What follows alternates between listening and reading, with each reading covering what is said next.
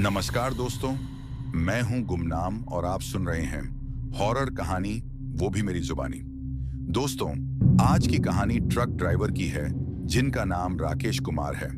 तो चलिए अब यह कहानी राकेश कुमार के नजरिए से सुनते हैं। लेकिन उससे पहले आप लोग से एक शिकायत है। आप लोग स्टोरी को पूरा सुनते हैं लेकिन लाइक नहीं करते हैं। इस बार मैंने आप लोग से बहुत उम्मीद लगाई है कि आप लोग अब की बार वीडियो को लाइक भी करेंगे और चैनल को सब्सक्राइब करके अपना सपोर्ट भी जरूर दिखाएंगे। तो अब ज्यादा समय नहीं लेते हैं, चलिए कहानी की शुरुआत करते हैं। मेरा नाम राकेश कुमार है और मैं बिहार के एक छोटे से गांव से हूं। लेकिन पिछले 15 साल से ट्रक ड्राइविंग ही मेरी जिंदगी बन चुकी है और आजकल मैं ज्यादातर असम रूट पर ही माल डिलीवरी करता हूं, जहां घने जंगल, छोटे छोटे गांव और लंबे सुनसान हाईवे मिलते हैं। और लोग कहते हैं कि असम का रास्ता जितना खूबसूरत होता है उतना ही खौफनाक भी होता है। लेकिन पहले मैं इन बातों पर ज्यादा विश्वास नहीं करता था, क्योंकि मेरा मानना था कि डर सिर्फ दिमाग का वहम होता है। मेरी जिंदगी में सबसे ज्यादा महत्वपूर्ण एक ही इंसान है और वह है मेरा बचपन का दोस्त रोहित। हम दोनों एक ही स्कूल में पढ़े, एक ही गली में बड़े हुए और जब मैं पढ़ाई छोड़कर ड्राइविंग लाइन में आया तो रोहित ने शहर जाकर बिजनेस शुरू कर दिया और धीरे धीरे उसका काम काफी अच्छा चलने लगा और अब उसका माल अक्सर असम के अलग अलग शहरों में सप्लाई होता रहता है। इस बार रोहित ने खुद मुझसे कहा कि राकेश, इस बार मैं भी साथ चलूंगा। काफी दिन हो गए रोड पर साथ घूमे नहीं। मैंने मना किया, लेकिन उसने कहा कि उसका माल काफी महंगा है, इसलिए वह खुद देखना चाहता है और वैसे भी बचपन की यादें ताजा हो जाएंगी। इसलिए मैं मान गया और हम दोनों गुवाहाटी से एक छोटे टाउन के लिए रात के सफर पर निकल पड़े। शाम होते होते हम असम के एक ऐसे इलाके में पहुंच गए जहां हाईवे के दोनों तरफ घना जंगल था और बीच बीच में छोटे छोटे गांव आते थे, जहां घर कम और पेड़ ज्यादा दिखते थे। और जैसे जैसे सूरज डूब रहा था वैसे वैसे हवा में एक अजीब सी ठंडक और खामोशी भर रही थी। हमने हाईवे के किनारे एक छोटे से चाय के ढाबे पर ट्रक रोका और चाय पीने लगे। तभी वहां बैठा एक बूढ़ा आदमी मुझे ऊपर से नीचे तक देखने लगा और फिर उसने धीरे से कहा, बेटा, रात होने से पहले इस रास्ते से निकल जाओ। रोहित मुस्कुराया और बोला कि बाबा, हाईवे ही तो है। बूढ़ा एकदम सीरियस हो गया और बोला, ये हाईवे नहीं है, ये श्रापित रास्ता है। मैंने उस वक्त बात को टाल दिया, लेकिन मन के किसी कोने में एक हल्की सी घबराहट बैठ गई। रात के लगभग 11 बज रहे थे और हम उसी श्रापित हाईवे पर थे जहां न कोई गाड़ी थी न कोई इंसान, और सिर्फ ट्रक की हेडलाइट में पेड़ों के साए भाग रहे थे और जंगल इतना घना था कि लग रहा था जैसे अंधेरा जिंदा हो और हमें घूर रहा हो। तभी मुझे लगा जैसे किसी ने पायल की हल्की आवाज निकाली हो। रोहित ने भी पूछा, राकेश, तूने कुछ सुना? मैंने कहा, जंगल होगा, लेकिन सच यह था कि मेरी धड़कन तेज हो चुकी थी। थोड़ी दूर जाते ही हेडलाइट में एक औरत खड़ी दिखाई दी जो सफेद साड़ी पहने हुए थी और उसके बाल खुले हुए थे और वह बिल्कुल हाईवे के बीच खड़ी थी। रोहित बोला, रोक गाड़ी, किसी गांव की होगी। मैंने धीरे से ब्रेक लगाया और जैसे ही गाड़ी रुकी वह औरत बिल्कुल पास आ गई और उसने बिना आंख उठाए बस इतना कहा, बेटा, मुझे आगे के गांव तक छोड़ दो। उसकी आवाज इतनी ठंडी थी कि मुझे पसीना आ गया, लेकिन रोहित के कहने पर मैंने गेट खोल दिया और वह पिछली सीट पर बैठ गई। कुछ मिनट बाद मैंने आदत से रियर मिरर में देखा और मेरी सांस अटक गई, क्योंकि पिछली सीट खाली थी। मैं कुछ बोल पाता उससे पहले रोहित कांपते हुए बोला, राकेश, पीछे मत देख, वह छत पर बैठी है। तभी ट्रक का इंजन बंद हो गया और छत से किसी के चलने की आवाज आने लगी और फिर मेरे कान के बिल्कुल पास एक आवाज गूंजी, तुम दोनों गलत रास्ते आ गए हो। उस पल मुझे ढाबे वाले बूढ़े की बात याद आ गई और मुझे समझ आ गया कि यह वही चुड़ैल है जिसके बारे में लोग कहते थे कि सालों पहले इसी हाईवे पर एक औरत का एक्सीडेंट हुआ था और उसकी मौत के बाद वह रात को सफेद साड़ी में लोगों से लिफ्ट मांगती है और जो रुक जाता है वह कभी ठीक नहीं होता। रोहित रो रहा था और बोला, राकेश, बचपन की कसम, गाड़ी चला। मैंने आंखें बंद की और इंजन स्टार्ट कर दिया और इस बार ट्रक गरज के साथ चल पड़ा और पीछे से एक भयानक चीख सुनाई दी और जंगल के पेड़ हिलने लगे। सुबह जब आंख खुली तो हम हाईवे से बाहर आ चुके थे और ट्रक बिल्कुल सही था, लेकिन रोहित बिल्कुल चुप था और उसके बाल एक ही रात में सफेद हो चुके थे। आज भी असम के गांव में लोग कहते हैं कि रात को उस जंगल हाईवे पर सफेद साड़ी वाली औरत लिफ्ट मांगती है। और मैं आज भी ट्रक चलाता हूं, लेकिन उस श्रापित हाईवे पर रात में कभी नहीं जाता।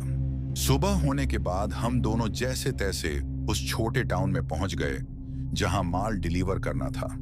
और डिलीवरी तो हो गई, लेकिन रोहित बिल्कुल चुपचाप था और उसकी आंखों के नीचे काले घेरे पड़ चुके थे और वह बार बार पीछे मुड़कर देख रहा था, जैसे कोई उसका पीछा कर रहा हो। और मुझे समझ आ गया कि रात वाली घटना सिर्फ एक डरावना सपना नहीं थी।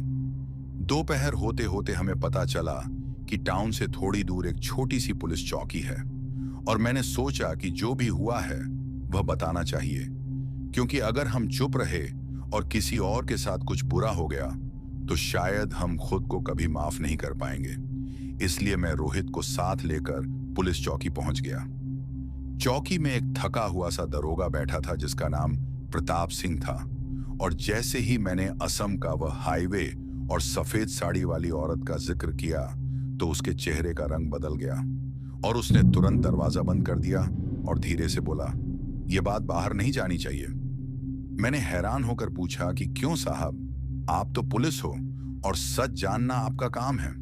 तब उसने लंबी सांस ली और बोला कि सच हम जानते हैं, लेकिन ऊपर से ऑर्डर है कि इस हाईवे के केसों को रोड एक्सीडेंट बोलकर बंद कर दिया जाए। यह सुनकर रोहित का हाथ कांपने लगा।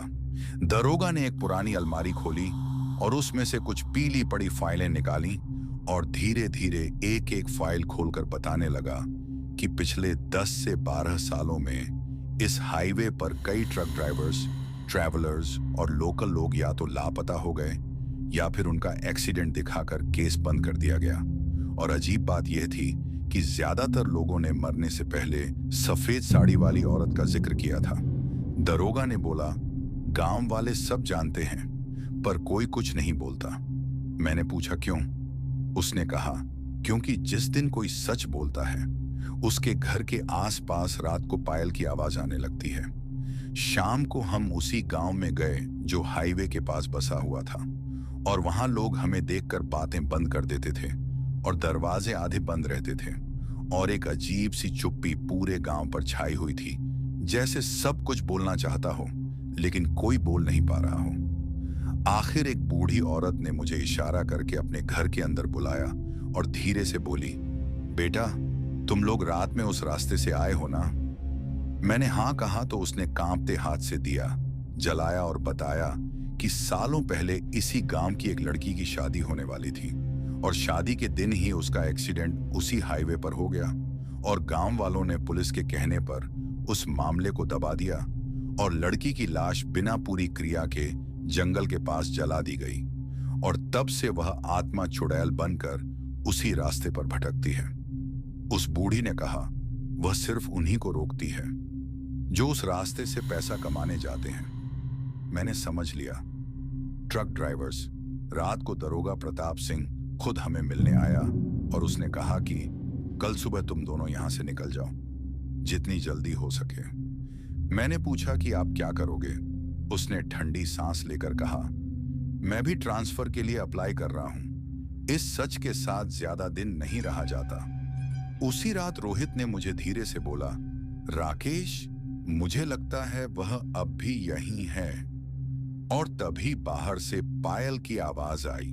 रात का समय था और गांव पूरा खामोश हो चुका था और पुलिस चौकी के पास जो स्ट्रीट लाइट लगी थी वह बार बार झिलमिला रही थी और रोहित मेरे पास चुपचाप बैठा था जैसे उसकी जुबान बंद हो गई हो। और उसी वक्त मुझे लगा कि कोई हमें दूर से देख रहा है, लेकिन जब मैं मुड़कर देखता तो वहां कोई नहीं होता। तभी एक आदमी धीरे धीरे अंधेरे से बाहर आया। उसकी उम्र लगभग 50 के आसपास होगी और उसने सर पर पुराना सा गमछा लपेट रखा था और आंखों में अजीब सी घबराहट थी और उसने सीधा मेरा नाम लिया, राकेश। मैंने हैरान होकर पूछा कि आप कौन हो और मेरा नाम कैसे जानते हो। वह आदमी इधर उधर देखने लगा जैसे कोई सुन न ले, और फिर धीरे से बोला, मैं इसी गांव का हूं और जो तुम लोग जानने की कोशिश कर रहे हो वह तुम्हारी जान ले सकता है। रोहित ने पहली बार मुंह खोला और बोला, हम सिर्फ सच जानना चाहते हैं। आदमी ठंडी सांस लेकर बोला, सच यहां बोलने की चीज नहीं है, यहां सिर्फ छुपाने की चीज है। उस आदमी ने बताया कि सालों पहले जब वह औरत मरी थी तब उसके एक्सीडेंट को जानबूझकर एक्सीडेंट दिखाया गया था, क्योंकि उस हाईवे के काम में बहुत बड़ा पैसा लगा हुआ था, और अगर सच बाहर आता तो पूरा प्रोजेक्ट बंद हो जाता और कई लोग जेल चले जाते, और इसीलिए पुलिस, नेता और कुछ गांव वाले सब चुप रहे। वह आदमी बोला, उस रात सिर्फ उस औरत की मौत नहीं हुई थी, उस रात इंसानियत भी मर गई थी। मैंने पूछा कि फिर आज तक कोई कुछ क्यों नहीं बोलता। उसने मेरी आंखों में देखकर कहा, क्योंकि जो बोलता है उसके घर के बाहर रात को सफेद साड़ी दिखने लगती है। वह आदमी जाते जाते बस इतना बोला, कल सुबह यहां से निकल जाओ, और अगर जिंदा रहना चाहते हो तो उस हाईवे का नाम भी मत लेना। इतना कहकर वह अंधेरे में गायब हो गया जैसे कभी था ही नहीं। उसके जाने के बाद रोहित ने मेरा हाथ पकड़ लिया और बोला, राकेश, मुझे लगता है हम बहुत आगे आ गए हैं। और तभी दूर जंगल की तरफ से पायल की आवाज आई, बिल्कुल धीमी, बिल्कुल पास। मैंने देखा रोहित के पैर के पास गीली मिट्टी के निशान बन रहे थे, जैसे कोई वहां खड़ी हो। उस रात मुझे समझ आ गया कि चुड़ैल सिर्फ बदला नहीं ले रही, वह देख रही है, सुन रही है और इंतजार कर रही है कि हम अगली गलती कब करते हैं। और मुझे पूरा यकीन हो गया कि जो वार्निंग हमें मिली थी वह आखिरी नहीं थी। सुबह जब मेरी आंख खुली तो पुलिस चौकी के बाहर हल्की सी धूप आ चुकी थी और रात का डर थोड़ा कम लगा। लेकिन जैसे ही मैंने साइड में देखा तो रोहित वहां नहीं था, और पहले मुझे लगा कि शायद वॉशरूम गया होगा। लेकिन जब काफी देर तक वह नहीं आया तो मेरे सीने में एक अजीब सी घबराहट भर गई। मैंने चौकी के अंदर जाकर दरोगा प्रताप सिंह से पूछा कि रोहित कहाँ है, लेकिन उसने हैरानी दिखाते हुए कहा कि तुम्हारा दोस्त सुबह सुबह ही यहां से निकल गया था। यह सुनते ही मेरे पैरों तले जमीन खिसक गई, क्योंकि रोहित बिना मुझे बताए कहीं नहीं जाता था, और खासकर इस जगह पर तो बिल्कुल नहीं। मैंने उसका मोबाइल फोन चेक किया जो रात को उसने चार्जिंग पर लगाया था, और स्क्रीन ऑन करते ही मेरा हाथ कांप गया, क्योंकि फोन में सिर्फ एक ही लास्ट लोकेशन दिख रही थी, वही श्रापित हाईवे। उस पल मुझे लगा जैसे कोई मुझे मजबूर कर रहा हो कि मैं वापस उसी रास्ते पर जाऊं, और मेरे कान में रात वाली आवाज गूंज उठी, तुम गलत रास्ते आ गए हो। दरोगा ने मुझे रोकने की कोशिश की और बोला कि मत जाओ राकेश, जो वहां गया है वह खुद गया है। लेकिन रोहित सिर्फ मेरा दोस्त नहीं था, वह मेरा बचपन था, और मैं उसे अकेले छोड़कर नहीं जा सकता था। मैंने ट्रक स्टार्ट किया और बिना कुछ बोले उसी श्रापित हाईवे की तरफ निकल पड़ा। जैसे ही मैं हाईवे पर चढ़ा, हवा अचानक ठंडी हो गई और जंगल के पेड़ बिल्कुल शांत खड़े थे, जैसे किसी के आने का इंतजार कर रहे हों। और ट्रक की हेडलाइट में वही पुराने पेड़, वही मोड़, वही अंधेरा दिख रहा था, और हर मीटर के साथ मेरा दिल और भारी होता जा रहा था।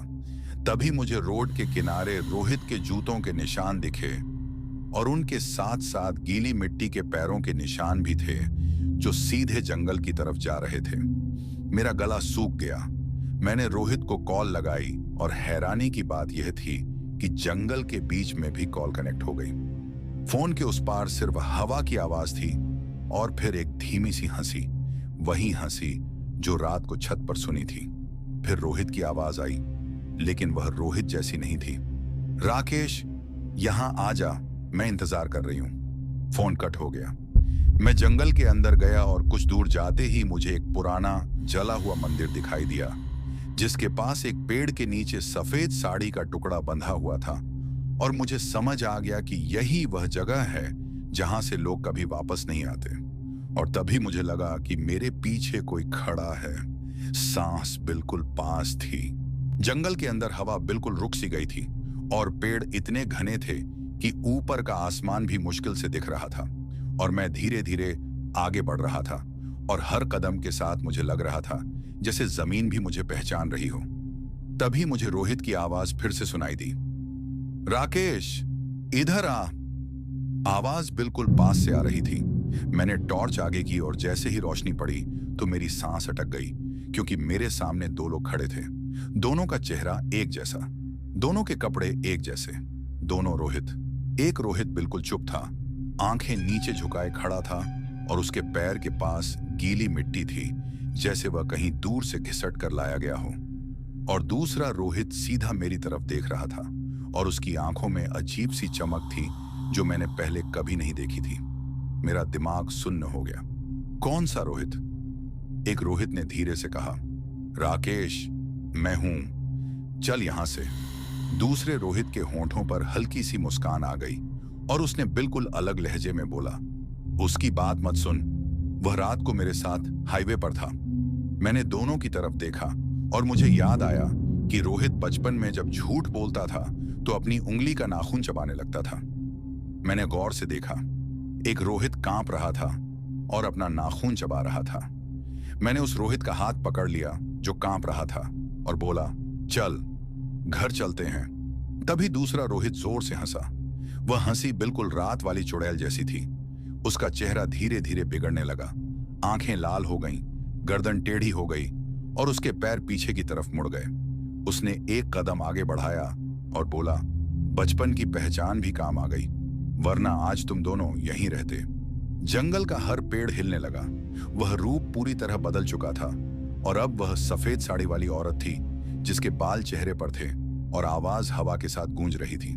उसने कहा, रोहित ने सच जान लिया था, इसलिए उसे बुलाया। मेरा दिल जोर से धड़क रहा था। मैंने पूछा, तुम चाहती क्या हो? उसने मुझे सीधी आंखों में देखा और बोला, इंसाफ। रोहित जिंदा है।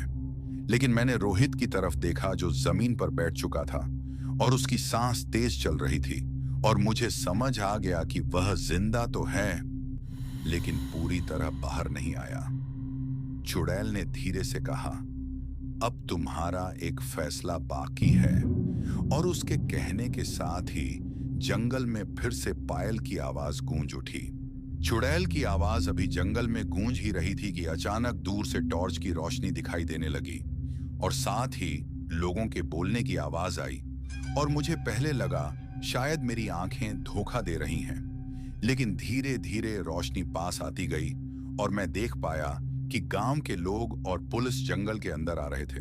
आगे आगे दरोगा प्रताप सिंह था और उसके पीछे 10 से 12 गांव वाले, जिनके हाथों में लाठियां, टॉर्च और कुछ के हाथ में पूजा का सामान था और सबके चेहरों पर एक ही भाव था, डर और गुस्सा। दरोगा ने मुझे देखते ही जोर से कहा, राकेश पीछे हट जाओ। लेकिन उसके बोलने के तरीके से मुझे समझ आ गया कि वह मुझे बचाने के लिए नहीं बोल रहा था, वह किसी और को बचाना चाहता था। गांव के एक आदमी ने चुड़ैल की तरफ इशारा करके कहा, यही है, इसी के चक्कर में सब गड़बड़ हो रही है।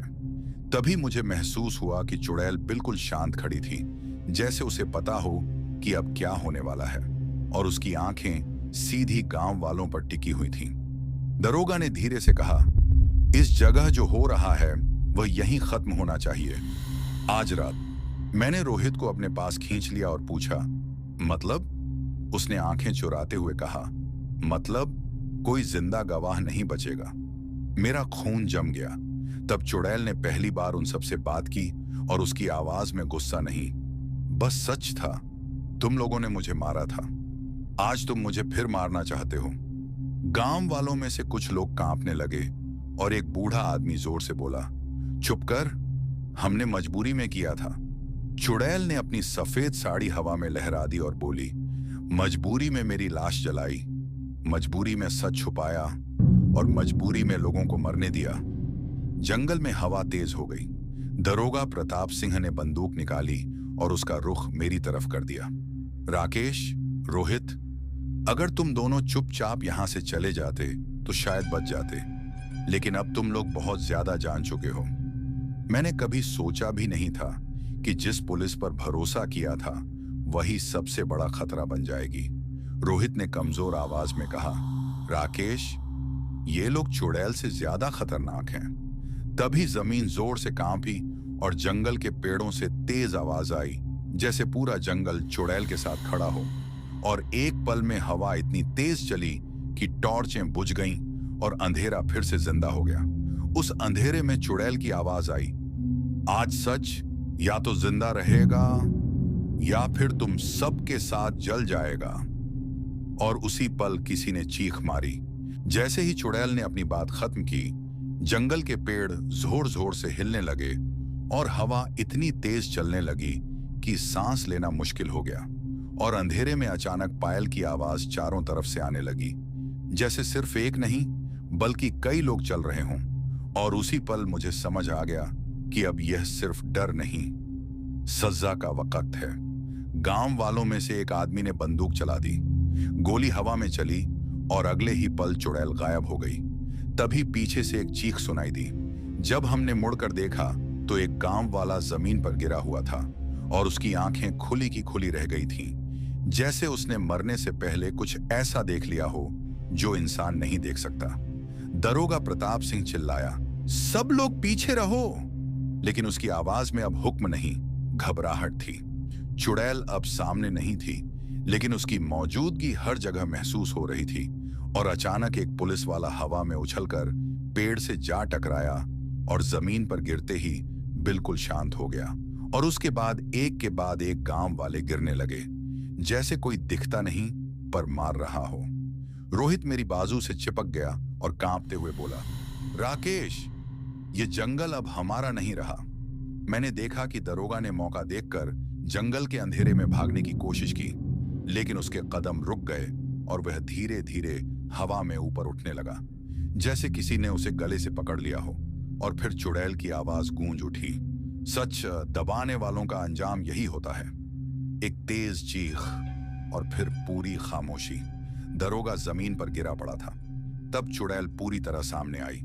सफेद साड़ी खून से भीग चुकी थी, बाल हवा में उड़ रहे थे और आंखें लाल थीं, लेकिन उसके चेहरे पर गुस्सा नहीं बल्कि थकान थी, जैसे उसने सालों का बोझ उतार दिया हो।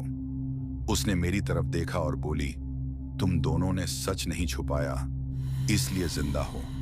मैंने कांपते हुए पूछा, अब रोहित का क्या होगा? उसने रोहित की तरफ देखा जो आधा बेहोश था और बोली, वह लौट सकता है पर यादें साथ ले जाएगा। चुड़ैल धीरे धीरे पीछे हटी और जंगल के अंधेरे में घुल गई। और जैसे ही वह गायब हुई, हवा रुक गई, पेड़ शांत हो गए और जंगल फिर से जंगल बन गया। लेकिन जमीन पर पड़े हुए लोग यह याद दिलाने के लिए काफी थे कि जो हुआ था वह सच था। सुबह होने पर पुलिस और गांव वालों ने इस सब को जंगल में हुआ हादसा बता दिया और फिर से सच को दबाने की कोशिश हुई, लेकिन इस बार उनके पास दरोगा नहीं था और चुड़ैल का डर अब भी जिंदा था। रोहित जिंदा बच गया, लेकिन आज भी रात को नींद में सफेद साड़ी का नाम लेता है। और मैं आज भी ट्रक चलाता हूँ, लेकिन जब भी असम के किसी जंगल हाईवे पर रात होती है और हवा अचानक ठंडी पड़ जाती है, मैं गाड़ी रोक देता हूँ, क्योंकि कुछ रास्ते सिर्फ गाड़ी के लिए नहीं होते, कुछ रास्ते इंसाफ के लिए होते हैं। जंगल वाली रात के बाद हम दोनों किसी तरह असम से निकल आए थे और मैं सोच रहा था कि शायद अब सब खत्म हो चुका है। लेकिन कुछ कहानियां ऐसी होती हैं जो खत्म होने का नाटक करती हैं और अंदर ही अंदर जिंदा रहती हैं। और ये बात मुझे तब समझ आई जब लगभग 2 महीने बाद एक रात मेरे मोबाइल पर एक अनजान नंबर से मैसेज आया। मैसेज सिर्फ इतना था, जो तुमने देखा वह फाइल में नहीं लिखा गया। मेरा दिल जोर से धड़का। मैंने नंबर पर कॉल किया, लेकिन फोन बंद था।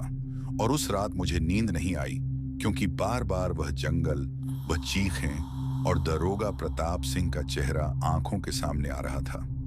2 दिन बाद रोहित खुद मेरे पास आया और उसके हाथ में कुछ प्रिंट आउट पेज थे और उसने बिना कुछ बोले वह कागज मेरे सामने रख दिए। और जैसे ही मैंने ऊपर देखा तो लिखा था, confidential internal police report.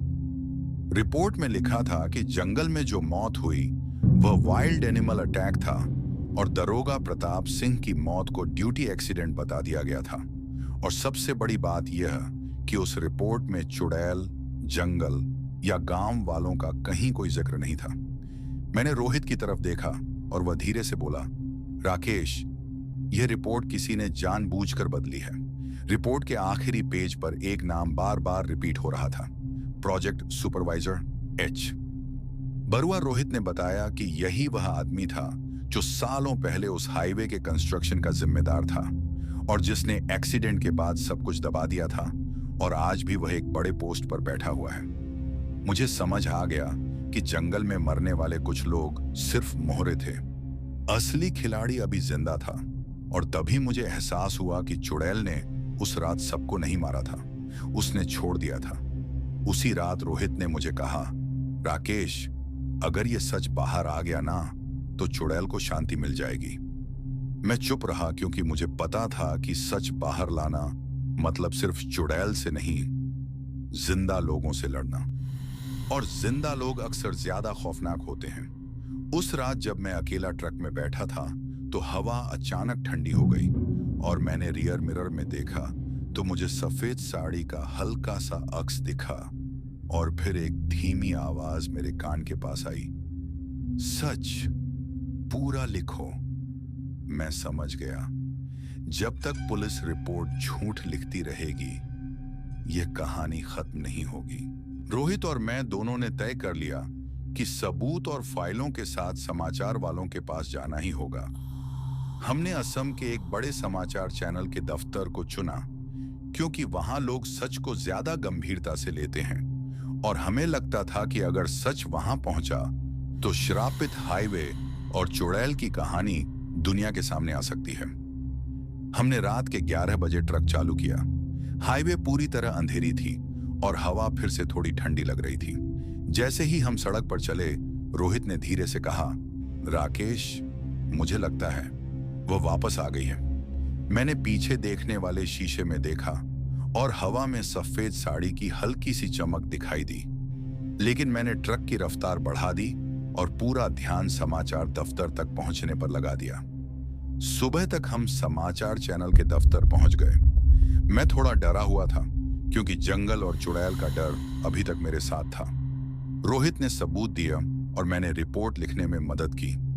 Channel के वरिष्ठ संवाददाता ने सारे कागजात देखे और कहा, यह कहानी इतनी बड़ी है कि अगर सच बाहर आया तो असम हाईवे और इसमें शामिल सारे लोग बड़ी खबर बन जाएंगे। आप लोग किसी सुरक्षित जगह पर रहिए, हम इसे पूरी तरह दिखाएंगे। मैंने गहरी सांस ली। रोहित भी काफी शांत हो गया था। ऐसा लगा जैसे सच में कुछ बदल रहा है। जैसे ही हम दफ्तर में थे, एक हल्की सी ठंडी हवा चली और मैंने देखा कि खिड़की के बाहर सफेद साड़ी की हल्की सी परछाई दिखाई दे रही थी, लेकिन इस बार उसमें गुस्सा नहीं था, बस एक धीमी आवाज गूंज रही थी, सच पूरा हुआ। मैंने रोहित को देखा और उसकी आंखों में सुकून और ढेर सारी यादें थीं। वह अब जिंदा था और इस बार सच के साथ। रोहित अपने साथ हुई यादों को धीरे धीरे भूल रहा था, लेकिन कभी कभी रात को नींद में सफेद साड़ी का जिक्र करता था।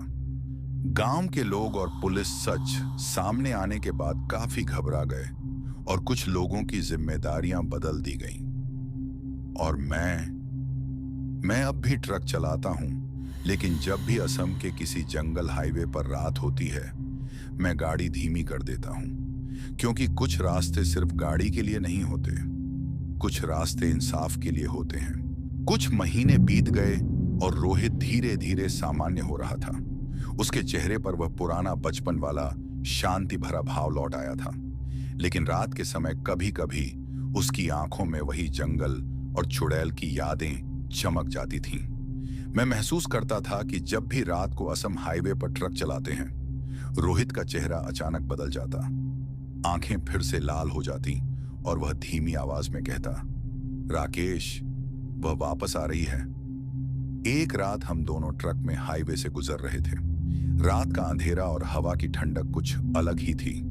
मैंने पीछे देखने वाले शीशे में देखा और मेरी सांस थम गई। रोहित के साथ ही उसका चेहरा एकदम पुराना सा, गुस्से और डर से भरा हुआ, बिल्कुल जंगल वाली रात की परछाई दिखा रहा था। लेकिन जब मैंने उससे पूछा तो रोहित सामान्य था, जैसे कुछ हुआ ही ना हो। लेकिन फिर भी उसकी यादें उसके अंदर अभी जिंदा थीं और कभी कभी वह अनजाने में मुझे रास्ता बताते हुए कहता, राकेश, आगे ध्यान से, वह कहीं दिखाई दे सकती है। जैसे ही हम एक मोड़ पर पहुंचे, हवा फिर से थोड़ी तेज हो गई और पेड़ हिलने लगे। मैंने पीछे देखने वाले शीशे में देखा, एक हल्की सी सफेद साड़ी की परछाई चल रही थी, बिल्कुल रोहित के पीछे। लेकिन इस बार वह गुस्सा नहीं कर रही थी, सिर्फ देख रही थी, जैसे यह पक्का करने के लिए कि सच और इंसाफ दोनों अब भी सुरक्षित हैं। मैं समझ गया कि चुड़ैल का असली असर सिर्फ जंगल में नहीं, रोहित और मेरे दिमाग में जिंदा है। और फिर मैंने ट्रक की रफ्तार धीमी कर दी, हवा के साथ बैठकर सोचा, यह कहानी खत्म नहीं हुई, वह सिर्फ दूसरे नजरिए से जिंदा है। हमारी यादों में, हमारी रातों में और हर सफेद साड़ी की परछाई में। रोहित शरीर से जिंदा है, लेकिन उसकी यादें चुड़ैल के डर से अब भी जुड़ी हुई हैं। असम हाईवे अब भी पूरी तरह सुरक्षित नहीं है। रात के समय कुछ भी हो सकता है। चुड़ैल का असली काम सिर्फ बदला नहीं था, बल्कि इंसाफ और डर की याद दिलाना था। और हम दोनों, मैं और रोहित, आज भी ट्रक चलाते हैं, लेकिन हर मोड़ पर और हर पेड़ की परछाई में वह याद और खौफ हमारे साथ चलता है। कुछ महीने बीत गए। रोहित अब शरीर से ठीक था, लेकिन रात के समय उसकी यादें कभी कभी वापस आ जाती थीं। मैंने महसूस किया कि उसकी आंखों में जंगल, चुड़ैल और वह सफेद साड़ी की परछाई अब भी चमक जाती है। एक रात असम हाईवे पर ट्रक चलाते हुए रोहित ने जोर से कहा, राकेश, अब बस नहीं, वह रात, वह जंगल, सब कुछ रिपोर्ट में गलत तरीके से दिखाया गया। अब सच सबके सामने आना चाहिए। अगर मैं चुप रहा तो वह फिर किसी को मार सकती है। मैं उसके साथ था, लेकिन अंधेरे में हवा की ठंडक और जंगल के पेड़ फिर से अजीब लग रहे थे। मैंने सोचा, क्या हम सच ला पाएंगे या फिर चुड़ैल फिर से हमें डराएगी। जैसे ही हमने ट्रक शुरू किया, पीछे देखने वाले शीशे में सफेद साड़ी की एक हल्की सी परछाई दिखाई दी। रोहित ने बिना डरे कहा, यह मेरी याद है, अब मैं इसका सामना करूंगा। तुम मेरे साथ हो राकेश। और हम दोनों ट्रक की हेडलाइट्स के साथ असम के उस शापित हाईवे पर आगे बढ़ रहे थे, सच के लिए तैयार। चाहे जंगल का डर हो, चुड़ैल की ताकत हो या जिंदा इंसानों से मिलने वाला खतरा कितना भी बड़ा क्यों ना हो। रोहित अब सिर्फ बच जाने वाला नहीं था, वह लड़ने वाला बन गया था। जंगल, चुड़ैल और सफेद साड़ी की यादें अब उसके अरमानों में बदल चुकी थीं। और हाईवे, अब वह सिर्फ रास्ते का नाम नहीं रहा, बल्कि एक चुनौती की पहचान बन गया था। जैसे ही हम ट्रक में हाईवे पर चल रहे थे, जंगल का अंधेरा और ठंडक दोनों बढ़ गए। पेड़ हिल रहे थे और हवा में एक अजीब सी गूंज थी। तभी बिल्कुल सामने एक हल्की सी सफेद साड़ी की परछाई दिखाई दी, पर इस बार उसके चेहरे पर गुस्सा नहीं था, बस एक कड़ी चेतावनी थी। वह धीरे से बोली, रोहित, राकेश, अब तुम्हें यहां नहीं रुकना चाहिए। इस जंगल में एक सरकटा आ चुका है। रात के समय वह शिकार करता है और जो भी रास्ते में आता है उस पर डर और मौत सवार हो जाती है। मेरा दिल जोर से धड़क गया। रोहित भी चुप था, उसकी आंखों में थोड़ी सी घबराहट और मजबूत इरादा साथ साथ था। चुड़ैल ने आगे बढ़कर कहा, तुम दोनों अभी के अभी यहां से निकल जाओ, ये जंगल अब सुरक्षित नहीं रहा। सरकटा का राज सिर्फ अंधेरे तक सीमित नहीं है, वह खुलेआम शिकार करता है। अगर रात में यहां रुके तो तुम दोनों भी उसका शिकार बन जाओगे। रोहित ने गहरी सांस ली और ट्रक का हैंडल मजबूती से पकड़ लिया। मैं भी अपनी सीट को कसकर पकड़े बैठा था। हमने धीरे धीरे ट्रक चलाया और पेड़ों के बीच से बाहर निकलने की कोशिश की, लेकिन जैसे ही हम एक मोड़ पर पहुंचे, हवा में कुछ छोटे छोटे कटे सिरों के टुकड़े और जमीन पर गहरे निशान दिखाई दिए। मुझे समझ आ गया, चुड़ैल की चेतावनी सच थी। सरकटा रात में शिकार कर रहा था। रोहित ने जोर से कहा, राकेश, अब हम सिर्फ ट्रक और आगे की रोशनी के सहारे ही बच पाएंगे। हम उसका शिकार नहीं बनना चाहते। जैसे ही हमने रफ्तार बढ़ाई, पीछे देखने वाले शीशे में मुझे एक हल्की सी लाल झलक दिखाई दी, शायद सरकटा का शिकार। पेड़ों की परछाई में कुछ हिलता हुआ दिख रहा था, जैसे हमारी तरफ बढ़ रहा हो। मेरा दिल जोर जोर से धड़क रहा था। मैंने ट्रक का हॉर्न बजाया, आगे की रोशनी बार बार जलाई और हम दोनों की सांसें एक साथ रुक सी गईं। रोहित ने धीरे से कहा, राकेश, इस जंगल में अब हम सिर्फ सच और इंसाफ के लिए ही नहीं, अपनी जान बचाने के लिए भी लड़ रहे हैं। चुड़ैल ने हमें पहले ही सावधान कर दिया था, लेकिन अब एक नया खतरा शुरू हो चुका था। सरकटा का आतंक, जंगल की परछाइयां और रात का अंधेरा सब मिलकर ट्रक चलाने वाले के डर और बेचैनी को बढ़ा रहे थे। रोहित और मैं शरीर से ठीक थे, लेकिन दिमाग से पूरी तरह सतर्क और सोच समझकर तैयार होकर जंगल से बाहर निकलने की कोशिश कर रहे थे। रोहित ने धीरे से कहा, राकेश, अब हमें ट्रक की रफ्तार बढ़ानी होगी। अगर हम धीरे चले तो वह सरकट्टा हमें पकड़ लेगा। मैंने उसकी बात मान ली और ट्रक चालू कर दिया। आगे की रोशनी जलाई और पेड़ों के बीच से धीरे धीरे रास्ते की लकीर पकड़नी शुरू की। जंगल पूरी तरह अंधेरा था, हवा तेज चल रही थी और पेड़ जोर जोर से हिल रहे थे। रोहित ने रास्ते का नक्शा देखा और बोला, इस मोड़ से सीधा बड़ा रास्ता मिल जाएगा, फिर हम असम के गांव तक निकल सकते हैं। लेकिन उस रास्ते में कुछ भी अचानक सामने आ सकता है। जैसे ही हम बड़े रास्ते पर पहुंचे, मुझे पीछे देखने वाले शीशे में एक हल्की सी लाल झलक दिखाई दी। सरकटा का इशारा। वह पेड़ों की परछाई में चल रहा था और बिल्कुल हमारी रफ्तार के साथ साथ हमारा पीछा कर रहा था। रोहित ने जोर से चिल्लाते हुए ट्रक का हॉर्न बजाया और आगे की रोशनी बार बार जलाई। मैंने हल्के से ब्रेक दबाया और फिर रफ्तार और बढ़ा दी। हम दोनों का दिल जोर जोर से धड़क रहा था, लेकिन हमारी तरकीब साफ थी, तेज चलना और पूरा ध्यान रखना। जंगल के रास्ते में कुछ पेड़ गिर चुके थे और एक जगह सड़क बंद हो गई थी। रोहित ने तुरंत हैंडल घुमाकर ट्रक को दूसरी तरफ मोड़ा और मैंने पूरा जोर लगाकर गैस दबा दी। सरकटा पेड़ों की परछाई में ही रुक गया। शायद वह घबरा गया था। मुझे समझ आ गया, अब या तो हम बचेंगे या फिर जंगल का नया श्राप हमारे पीछे पीछे चल पड़ेगा। रोहित और मैं पूरी एकाग्रता और तनाव के साथ ट्रक चला रहे थे। सरकटा अब भी परछाइयों में हमारी चाल को देख रहा था, लेकिन हमारी सोच समझ, आपसी तालमेल और हिम्मत रात के अंधेरे में और मजबूत हो गई थी। चुड़ैल की चेतावनी अब हमारी यादों और मन की आवाज बनकर हमें रास्ता दिखा रही थी। रोहित ने धीरे से कहा, बस राकेश, एक मोड़ और फिर हम इस रास्ते से बाहर निकल जाएंगे और गांव सुरक्षित है। मैंने ट्रक की रफ्तार और बढ़ा दी और पेड़ों के बीच से बाल बाल बचते हुए हम दोनों आखिरकार खुले रास्ते पर पहुंच गए, खतरे से दूर, सुरक्षित दूरी पर। 14 जैसे ही हम हाईवे से थोड़ा दूर जंगल के पास से गुजर रहे थे, पेड़ों की परछाई में कुछ हिलता हुआ दिखाई दिया। रोहित ने धीरे से कहा, राकेश, देखो, वह आ रहा है, सरकटा। मैंने भी पीछे देखने वाले शीशे में देखा। वह बिल्कुल इंसान जैसा नहीं लग रहा था। उसका सिर नहीं था, बस एक खून से भरा काला साया था जो चल रहा था और शिकार के लिए तैयार था। रोहित ने जोर से कहा, ट्रक की रफ्तार बढ़ाओ और इस मोड़ से निकलते ही सीधे जंगल के बाहर ले चलो। हम दोनों ट्रक को धीरे धीरे तंग रास्ते में ले जा रहे थे। पेड़ों के बीच से निकलते हुए हमने देखा कि सरकटा पेड़ों की परछाइयों में हमारी ही रफ्तार से आगे बढ़ रहा था। उसकी चाल बहुत अजीब और तेज थी। रोहित ने कहा, यह तो बस शुरुआत है, अगर हम जरा भी धीमे पड़े तो वह हमें पकड़ लेगा।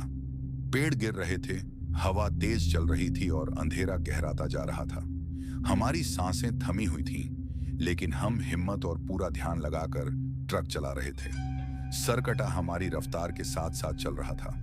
हर मोड़ पर वह सामने आ जाता था और कभी कभी ऐसा लगता था जैसे वह परछाइयों में छिपकर हमारी जगह पर नजर रखे हुए हैं। रोहित ने धीरे से कहा, राकेश, अब हमारे पास सिर्फ एक ही मौका है। एक बहुत तंग रास्ता है जो हमें जंगल से बाहर ले जाएगा।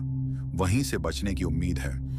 मैंने ट्रक की गैस और जोर से दबाई और उसे उस बेहद तंग रास्ते से निकालने की कोशिश की। सरकटा पेड़ों की परछाई में ही रुक गया। शायद वह घबरा गया था या हमारी तेज रफ्तार की वजह से हमारा पीछा नहीं कर पा रहा था। पेड़ हिल रहे थे, हवा तेज थी और ट्रक पूरी रफ्तार से दौड़ रहा था। सरकटा अब भी हमारे पीछे था, लेकिन तंग रास्ते और हमारी सोच समझ की वजह से अब तक हमें कोई चोट नहीं लगी थी। रोहित और मैं दोनों मिलकर एक दूसरे का साथ देते हुए और पूरा ध्यान रखकर ट्रक चलाते हुए जंगल से बाहर निकलने की कोशिश कर रहे थे। रोहित ने जोर से कहा, बस राकेश, एक और मोड़, फिर हम जंगल से बाहर निकल जाएंगे और शायद सुरक्षित हो जाएंगे। रात का अंधेरा जंगल में गहरा था, पेड़ जोर से हिल रहे थे और हवा तेज चल रही थी। मैं और रोहित ट्रक में बैठे थे, दोनों की सांसें तेज हो रही थीं। रोहित ने धीरे से कहा, राकेश, अब बस नहीं, हमें यहां से बाहर निकलना है। मैंने ट्रक का स्टीयरिंग कसकर पकड़ा और धीरे धीरे तंग जंगल का रास्ता फॉलो किया। पेड़ों के बीच से निकलते समय सिर्फ हेडलाइट की रोशनी हमारा रास्ता दिखा रही थी। पीछे से एक हल्की सी झलक दिख रही थी। सरकटा हमारी रफ्तार के साथ परछाई में चल रहा था। रोहित ने जोर से कहा, ध्यान से राकेश, ये मोड़ और खतरनाक है। पेड़ की परछाई में कुछ हिल रहा था। मैंने धीरे से एक्सेलेटर दबाया और फिर तेजी से। ट्रक का इंजन जोर से गरज रहा था। हमारी रफ्तार तेज थी, लेकिन हर मोड़ पर सरकटा हमारी स्थिति देख रहा था। जैसे ही हम एक मोड़ पर पहुंचे, पेड़ गिर गए। रोहित ने तुरंत स्टीयरिंग मोड़ी और हम तंग रास्ते से बच गए। मैंने सोचा, अगर थोड़ी भी देर होती हम इसका शिकार हो जाते। अंधेरा और गहरा था, हर पेड़ की परछाई में कुछ हिल रहा था। हवा में हल्की सी चीख और पेड़ गिरने की आवाज थी। मैं और रोहित दोनों का दिल जोर जोर से धड़क रहा था। रोहित ने कहा, राकेश, एक और मोड़ और फिर हम हाईवे पर पहुंच जाएंगे। मैंने एक्सीलेटर और दबाया। पेड़ों के बीच से तंग रास्ता फॉलो करते हुए हमारी नजरें सिर्फ रास्ते और परछाई पर थीं। पीछे से सरकटा की परछाइयां कभी कभी हमारे ट्रक को छूती लग रही थीं। जैसे ही हम एक और मोड़ पर पहुंचे, पेड़ की परछाई में सरकटा बिल्कुल पास आ गया। ट्रक के हॉर्न की आवाज और हेडलाइट की चमक से वह घबरा गया। रोहित ने जोर से कहा, बस राकेश, थोड़ा और हम सुरक्षित हो जाएंगे।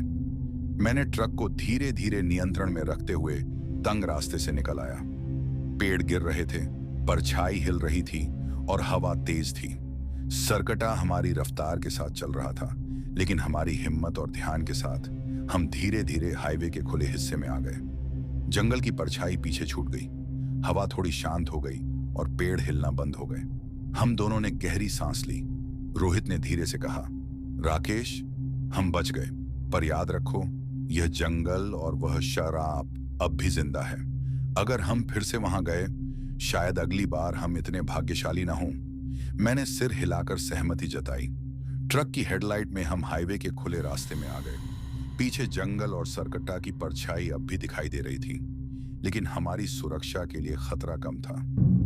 रोहित और मैं शारीरिक रूप से सुरक्षित थे, पर मन का डर अभी भी था।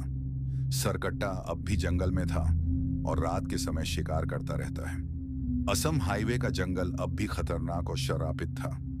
चुड़ैल की चेतावनी हमारी यादों और अंतरात्मा में रास्ता दिखाने वाली बन गई थी, और हम दोनों ट्रक चलाते हुए एक बार फिर समझ गए, कभी भी जंगल की परछाई और अंधेरे को हल्के में नहीं लेना चाहिए। रोहित और मैं ट्रक को जोर से चला रहे थे। पेड़ और जंगल की परछाई पीछे छूट रही थी। सरकटा हमारी रफ्तार के साथ मेल नहीं खा पा रहा था। हर मोड़ पर हमारी हिम्मत और ध्यान सिर्फ हमारी जिंदगी बचाने में काम आ रहा था। जैसे ही हम एक और तंग रास्ते से निकले, ट्रक के सामने खुले हाईवे का रास्ता दिखा। पेड़ और जंगल का अंधेरा पीछे छूट गया। रोहित ने जोर से चिल्लाया, राकेश, देख, हाईवे सुरक्षित है, अब हम बच गए। मैंने एक्सीलेटर और दबाया और हम हाईवे के खुले रास्ते पर आ गए। हवा शांत थी और रात का अंधेरा थोड़ी कम लग रही थी। हम दोनों ने गहरी सांस ली और ट्रक को धीरे कर दिया। रोहित ने धीरे से कहा, राकेश, हम शारीरिक रूप से सुरक्षित हैं, पर याद रखो, वह जंगल और सरकटा अभी भी जिंदा है। अगर हम फिर से वहां गए, शायद अगली बार का सामना और भी खतरनाक होगा। मैंने सिर हिलाकर सहमति जताई। हमने देखा कि जंगल की परछाई में अभी भी हल्का सा हिलना डुलना था, जैसे कोई हमारी तरफ देख रहा हो। लेकिन अब हम खुले हाईवे और सुरक्षित दूरी पर थे। असम का हाईवे अब भी खतरनाक और शराबित है। चुड़ैल की चेतावनी और सरकटा का डर अभी भी हमारी यादों और अंदर के एहसास में जिंदा है। हम शारीरिक रूप से सुरक्षित हैं, पर जंगल का डर और रात का सस्पेंस हमेशा हमारे साथ रहेगा। रोहित और मैं ट्रक चलाते हुए एक दूसरे से बोले, अब हमेशा ध्यान रखेंगे, जंगल और परछाई को हल्के में नहीं लेंगे, और जो भी सच और इंसाफ के रास्ते में है उसे नजरअंदाज नहीं करेंगे। और उस रात असम के हाईवे और जंगल के बीच हमने यह सीख लिया, कभी भी अंधेरा, परछाई और डर को हल्के में नहीं लेना चाहिए। तो मेरे प्यारे दोस्तों, आज की यह डरावनी और सच्ची कहानी खत्म होती है, लेकिन मैं इस चैनल में आप लोगों के लिए हर दिन एक अनोखी और सच्ची ट्रक ड्राइवर की आप बीती और कहानी लेकर आता हूं। लेकिन आप लोगों से मेरी एक रिक्वेस्ट है, प्लीज हमें सपोर्ट करने के लिए हमारे इस वीडियो को लाइक करके चैनल को सब्सक्राइब कर लीजिए। और अगर आप भी अपना नाम नेक्स्ट वीडियो में अनाउंस करवाना चाहते हो तो इस वीडियो के कमेंट सेक्शन में अपना नाम लिख दीजिए। और हम लोग मिलते हैं नेक्स्ट वीडियो में एक नए और डरावनी कहानी के साथ। तब तक अलविदा।